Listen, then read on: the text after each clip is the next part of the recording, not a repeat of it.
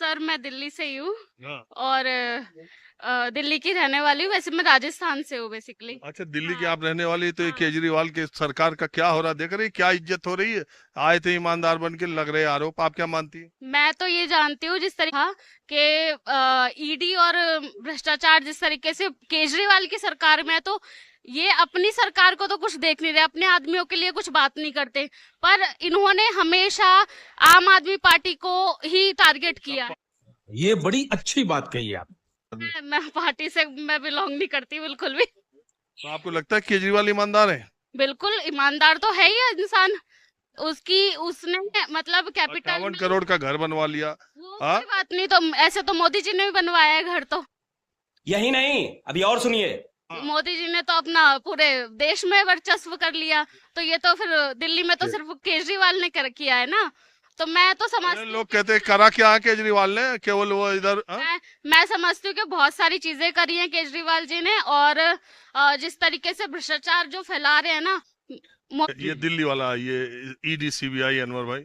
देखिए ईडी और सीबीआई, देखिए कुछ दिन जब 2014 में जब चुनाव हो रहे थे, माननीय प्रधानमंत्री जी ने कहा था कि हम सीबीआई को आजाद करेंगे। सीबीआई को आजाद करने क्या कि सीबीआई का एक और भाई ईडी ला दिया। ईडी और सीबीआई मिलके जो विपक्षी दल के जो लीडर हैं, खास करके उनके ऊपर शिकंजा कस रहे हैं, क्योंकि अब इनको डर सताने लगा है कि आम जनता जो है महंगाई और भ्रष्टाचार और बेरोजगारी की तरह अब आवाज उठा। क्या बात है।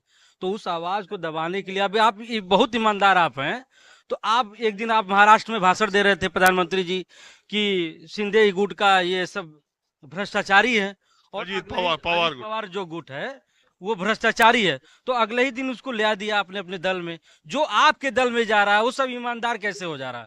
और जो विपक्ष में है, देखिए कुल मिला जुला के जब से राहुल गांधी जी भारत जोड़ो यात्रा पर निकले हैं और अपार जनसमूह और समर्थन मिला है, वो तो चुनाव तब में से सही पकड़े हैं। प्रधानमंत्री नरेंद्र मोदी और उनकी सरकार के ऊपर जो ये आरोप लगते हैं कि वो विपक्षी दलों के नेताओं को शिकंजे में लेने की कोशिश करते हैं, उस पर आपका क्या मानना है? मेरा मानना ये है, अभी तक भ्रष्टाचार के बारे में जो भी पॉलिटिशियन पार्टियां सत्ता में आती हैं, भ्रष्टाचार का जो बहुत बड़ा एक पेड़ है, उसमें क्या है, उसकी ब्रांच काटती हैं आकर के, और अपने आप को टीवी के माध्यम से, मीडिया, इलेक्ट्रॉनिक्स मीडिया के माध्यम से अपने आप को ये सिद्ध करते हैं हम साफ सुथरे हैं।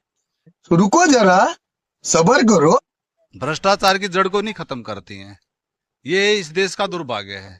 देश की एकता और अखंडता के लिए खतरा है ये। भ्रष्टाचार को वास्तव में कोई नहीं कम करना चाहता, तरीका अलग अलग है भ्रष्टाचार का। कोई भ्रष्टाचार को दूसरे के माध्यम से करता है, कोई डायरेक्ट करता है, कोई इनडायरेक्ट करता है, लेकिन भ्रष्टाचार मेरे को कहीं खत्म नजर होता नहीं आ रहा। महंगाई आप देखते हैं, महंगाई दिन पर। यही नहीं, अभी और सुनिए।